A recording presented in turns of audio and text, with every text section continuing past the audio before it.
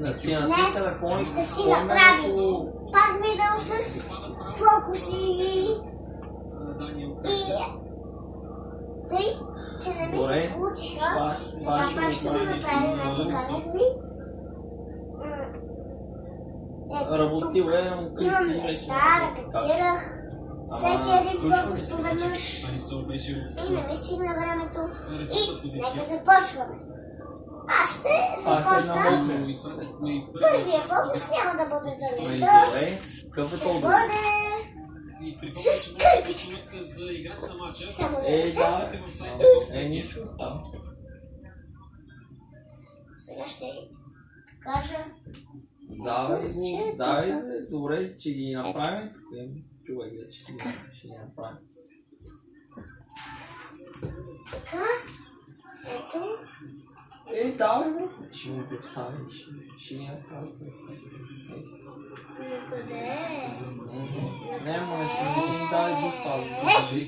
Справиха се приятелите на Ботев Пловдив. Стойчо Атанасов, трябва минимално Стойчо Атанасов. Това неща си моля, аз стои тази доставим. Мога това да е фанал съдята, Киро. Втория фокус. Тези бързици. Тези бъде. След тази салфетка. Събери една лъжичката. Коя? Ето това с стиката. Вече събираме. Има емоджита. Те са 52 емоджита. Че сега. Чувам това. Кажа. Това е малко повече време този фокус. Който е блокирана, след това слушалко сбърка. Трябва да я отрежа.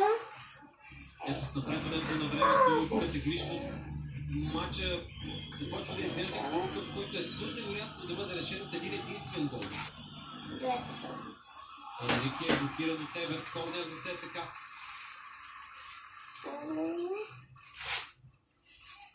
Може да ги накъсам, приятели. Цяло отсъства ефективността от играта на Енрике Рафаел.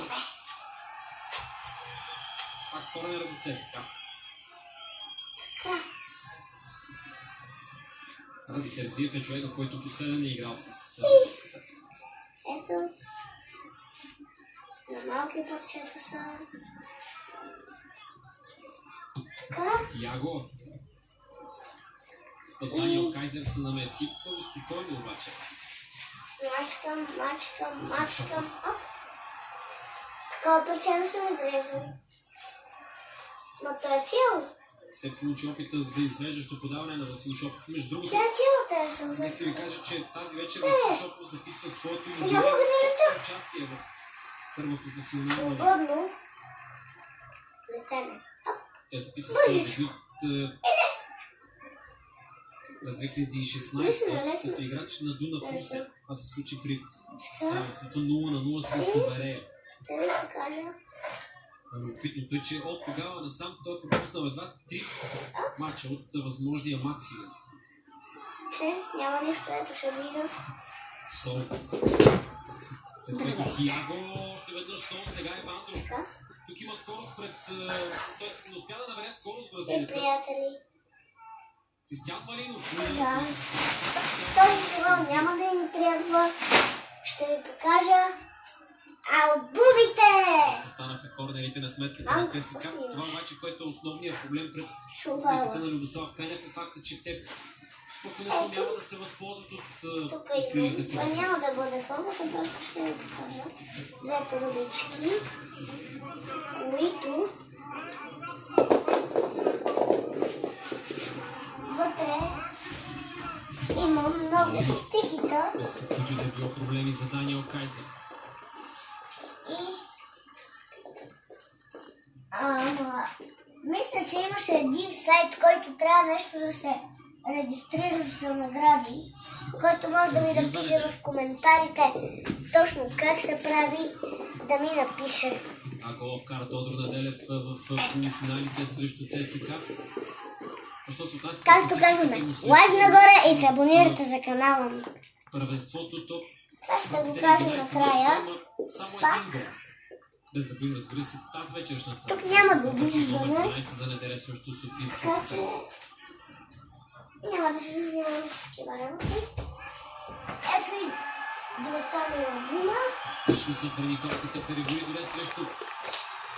Един за брат ми и един за мен. Ето вижте. Те са попълнени. Вътре има едно зарче. Ето го зарчето. Ето и вътре и този. С малко Крис Добрев Ето го зарчето и тук. Има стихите.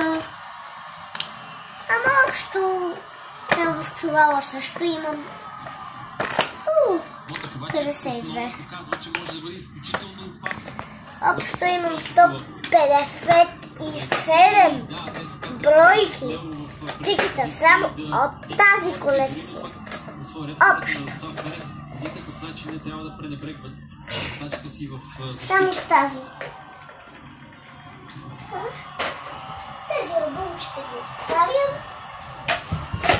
и започваме с лампата, но трябва да я...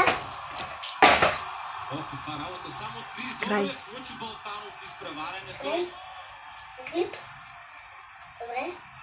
Само единствено по начина, по който Крис Добрев се включи.